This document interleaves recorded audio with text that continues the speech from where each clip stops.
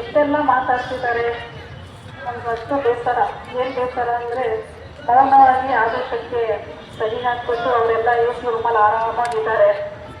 ನೋಡಿ, ರಂಜಾನ್ ತಿಂಗಳು ಉಪವಾಸ ಇರೋರು ಮತ್ತು ರೈತರು, ಕೂಲಿಗೆ ಹೋಗೋರು, ಮನೆ ಕೆಲ್ಸಕ್ಕೆ ಹೋಗೋರು, ಗಾರೆ ಕೆಲ್ಸಕ್ಕೆ ಹೋಗೋರು ಎಲ್ಲರೂ ರಜಾ ಹಾಕ್ಬಿಟ್ಟು ಇಲ್ಲಿ ಬಂದು ಕಷ್ಟ ಏನಲ್ಲ ನಮ್ಮ ಶಾಲೆ ಉಳಿಸ್ಕೊಳ್ಳೋದು. ಆದರೂ ಎಷ್ಟೋ ಬಡವರ ಏನು ವಿದ್ಯಾರ್ಥಿ ಮತ್ತೆ ಈ ತಂದೆ ತಾಯಿ, ಪೋಷಕರು, ಗ್ರಾಮಸ್ಥರ ಮನಸ್ಸಿನ ಭಾವನೆಗೆ ಧಕ್ಕೆ ಬರುವಂತ ಈ ಕಾರ್ಯ ಅವ್ರು ಮಾಡ್ತಾ ಇರೋದು. ಇವನ್ನೆಲ್ಲ ಮಾಡಿ ನಾವು ಕಷ್ಟಪಟ್ಟಂತ ಕಷ್ಟ ನಮ್ಮ ಮಕ್ಕಳು ಪಡಬಾರ್ದು. ನಮ್ಮ ಮಕ್ಕಳು, ನಾವು ರೈತರಾಗಿದ್ದೀವಿ, ನಮ್ಮ ಮಕ್ಕಳು ರೈತರ ಜೊತೆಗೆ ಒಳ್ಳೆ ವಿದ್ಯಾವಂತರಾಗಿ, ನಾವು ಮನೆ ಕೆಲಸ ಮಾಡ್ತಿದ್ದೀವಿ, ಗಾರೆ ಕೆಲಸ ಮಾಡ್ತಿದ್ದೀವಿ, ನಮ್ಮ ಮಕ್ಕಳು ಒಳ್ಳೆ ಪೋಸ್ಟಲ್ಲಿದ್ದು ಒಳ್ಳೆ ಹುದ್ದೆನಲ್ಲಿದ್ದು ಈ ಬಡತನ ನಿರ್ಮೂಲನೆ ಯಾವುದರಿಂದ ಆಗುತ್ತೆ? ನಿರ್ಮೂಲನೆ ಜ್ಞಾನ, ವಿದ್ಯೆಯಿಂದ. ವಿದ್ಯೆ ಇಲ್ಲ ಅಂದ್ರೆ ಬಡತನ ಹೋಗೋದಿಲ್ಲ. ಆ ವಿದ್ಯೆ ಸಿಗೋದೆಲ್ಲಿಂದ ಹೇಳಿ?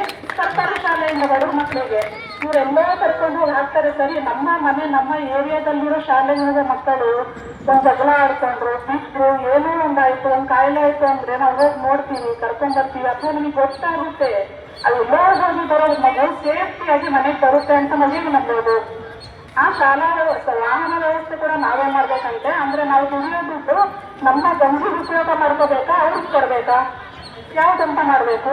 ಟೋಟಲ್ ಆಗಿ ಆ ಡೈರೆಕ್ಟ್ ಆಗಿ ಹೇಳೋಕ್ಕಾಗ್ದೇನೆ ಶಿಕ್ಷಣದಿಂದ ವಂಚಿತರನ್ನಾಗಿ ಮಾಡಿಬಿಟ್ರೆ ಬೇಕಿದ್ರೆ ಹಣ ಕಟ್ಬಿಟ್ಟು ಕಳಿಸ್ಲಿ ಖಾಸಗಿ ಶಾಲೆಗೆ. ಆಗ್ಲಿಲ್ವಾ ಮನೇಲಿ ಉಡಿಸ್ಕೊಳ್ಳಿ. ಈಗಾಗಲೇ ದೊಡ್ಡವ್ರು ತುಂಬಾ ಜನ ಬಂದಿದ್ದೀರ, ಅವರೆಲ್ಲ ಯೋಚನೆ ಮಾಡ್ಬಿಟ್ಟಿದ್ದಾರೆ. ಬೇಡ ಬಿಡು, ಮನೆ ಸೇಫ್ಟಿ ಆಗಿರ್ಲಿ, ಅದರಲ್ಲೂ ಹೆಣ್ಮಕ್ಳು ಸೇಫ್ಟಿ ಆಗಿರ್ಲಿ. ಮೊದಲೆಲ್ಲ ಓದಕ್ ಬಿಡ್ತಾ ಇರ್ಲಿಲ್ಲ. ತುಂಬಾ ಕಷ್ಟಪಟ್ಟು ಕನ್ವಿನ್ಸ್ ಮಾಡಿ ವಿದ್ಯೆ ಕೊಡಿಸಿ ಅಂತ ಎಷ್ಟೋ ಜನ ವೇದಿಕೆ ಮೇಲೆ ದೊಡ್ಡವರು ಬಂದು ಬರ್ಕೊಂಡು ಸಾಕಾಗಿ ಈಗೆಲ್ಲರೂ ಅಷ್ಟು ಮನಸ್ಸು ಮಾಡಿದ್ದಾರೆ ದೊಡ್ಡವರು. ನಮ್ಮ ಮಕ್ಕಳು ಕೂಡ ಏನೋ ಒಂದು ಮಾಡ್ಬೇಕು, ಈ ದೇಶಕ್ಕೆ ಒಂದು ಮಾದರಿಯಾಗಿ ಇರ್ಬೇಕು, ಓದ್ಬೇಕು ಅಂತ. ಈಗ ಅವ್ರು ಮನಸ್ಸು ಮಾಡಿ ಓದಿಸ್ಬೇಕು ಅಂತ ಹೆಸರು ಇಟ್ಟಾಗ ಇವ್ರು ಈ ರೀತಿ ಮಾಡಿ ಊಟ ಮಾಡ್ತಿದ್ದಾರೆ. ಅಂದ್ರೆ ಅರ್ಥ ಏನು? ಓದೋದ್ ಬೇಡ ಬರೋ ಮಕ್ಕಳು ಏನೋ ಅನ್ಕೊಳ್ಳಿ. ಅದ್ರಲ್ಲೂ ಅದೇನು ಮತ್ತೆ ಎಲ್ಲ ಜಾಸ್ತಿ ಆಗುತ್ತಲ್ಲ, ಎಲ್ಲ ಏನು ನಮ್ಮ ದೈನಂದಿನ ಮೂಲ ಸೌಕರ್ಯದ ವಸ್ತುಗಳೆಲ್ಲ ರೈತರು. ಆ ಮಕ್ಕಳೆಲ್ಲ ಓದ್ಬಿಟ್ರೆ ಅವರೇ ಎಲ್ಲ ಕೊಯ್ಯೋದು ಎಲ್ಲ ಮಾಡಿದ್ರೆ ನಾವು ಚೆನ್ನಾಗಿ ಕುತ್ಕೊಂಡಿರ್ಬೋದು. ದೊಡ್ಡವರು ಅವರೆಲ್ಲ ಓದಕ್ ಹೋಗ್ಬಿಟ್ರೆ ಅಲ್ವಾ, ಅವ್ರನ್ನ ಕೂಲಿ ಮಾಡ್ಕೊಂಡು ಅವ್ರು ಇಲ್ಲಿ ಬಿಡೋ ರೈತರ ಜೊತೆಗೆ ರೈತರು ಕೂಲಿ ಕಟ್ಕೊಂಡು ಅವರೇ ಇರಲಿ, ಕೂಲಿ ಕೆಲಸ ಮಾಡ್ಕೊಂಡು ಇವರೇ ಇರಲಿ, ನಾವು ಉದ್ಧಾರ ಆಗ್ತಾ ಇರೋಣ, ಇವ್ರು ಸಾಯ್ತಾ ಇರ್ಲಿ ಅಲ್ವಾ. ಅವರ ಭಾವನೆಗೆ ಧಕ್ಕೆ ಬಂದಿದೆ. ತುಂಬಾ ಜನ ಕಣ್ಣೀರು ಕೂಡ ಹಾಕಿದ್ದಾರೆ. ಹೌದಾ, ಸ್ಕೂಲ್ ಮುಚ್ಚಿಬಿಡ್ತಾರ, ಹಂಗಾಗಿ ದುಡ್ಡು ಕಟ್ಟಿ ಓದಿಸ್ಬೇಕಾ? ಹಂಗಾದ್ರೆ ನಮ್ಮ ಮಕ್ಕಳು ಓದೋದಿಲ್ವಾ? ಯಾವ ಆಫೀಸರು ಆಗೋದಿಲ್ವಾ? ಇಷ್ಟೇನ ನಮ್ಮ ಆಸೆ. ತುಂಬಾ ಜನ ಕಣ್ಣೀರು ಹಾಕಿದ್ದೀರಾ, ಇದು ಹೇಳ್ಕೊಳ್ತಾ ಇಲ್ಲ ಯಾರೂ.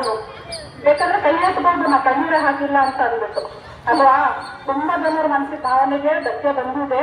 ಈ ರೀತಿ ಆಗ್ಬಾರ್ದು ಅಂದ್ರೆ ಸರಿ.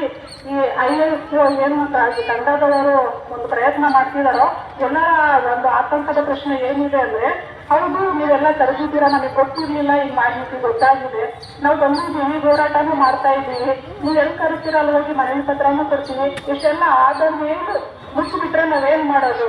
ಯಾವ ರೀತಿ ಹೋರಾಟ ಮಾಡೋದು ಅನ್ನೋ ಒಂದಷ್ಟು ಪ್ರಶ್ನೆಗೆ ನೀವೇ ಏನಿದೆ ಅದ ಮುಂದಿನ ನಿರ್ಧಾರಗಳು ಯಾವ ರೀತಿ ತಗೋಬೇಕು ಅಂತ ಹೇಳಿ ನೋಡಿ. ಹೋರಾಟ ಖಂಡಿತ ಮಾಡೋಣ, ಸಾಧ್ಯವಾದಷ್ಟು ಉಳಿಸಿಕೊಳ್ಳೋಣ.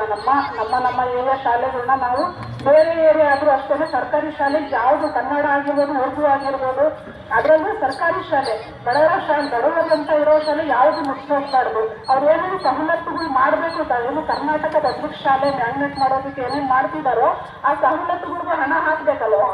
ಸುಮ್ಮನೆ ಆಗುತ್ತಾ? ಹಾಕ್ಲೇಬೇಕು ತಾನೆ. ಅದೇ ಒಂದಷ್ಟು ಹಣ ಸರ್ಕಾರಿ ಶಾಲೆಗೆ ಉಪಯೋಗ ಮಾಡಿಬಿಟ್ಟು ಅವ್ರು ಬೇಕಿರುವಂತಹ ಸವಲತ್ತುಗಳನ್ನ ಮಾಡ್ಕೊಂಡು ಮಕ್ಕಳು ಚೆನ್ನಾಗಿ ಬೆಳೆದು ಓದಿ ಬಡತನ ನಿರ್ಮೂಲನೆ ಮಾಡಿದಾಗ ಈ ದೇಶ ಉದ್ಧಾರ ಮಾಡೇ ಮಾಡ್ತಾರೆ. ಮಾಡೋಕೆ ಅವಕಾಶ ಮಾಡ್ಕೊಡಿ.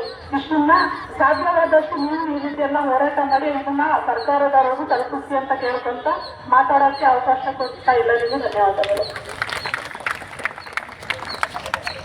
ಧನ್ಯವಾದಗಳು ಹೇಳೋದಕ್ಕೆ ಇಷ್ಟಪಡ್ತೀನಿ. ಸ್ನೇಹಿತರೆ, ಈಗ ಮುಂದೆ ಬಂದು ಮಾತಾಡಬೇಕು ಅಂತೇಳಿ ನಮ್ಮ IAS ರಾಜ್ಯ ಉಪಾಧ್ಯಕ್ಷ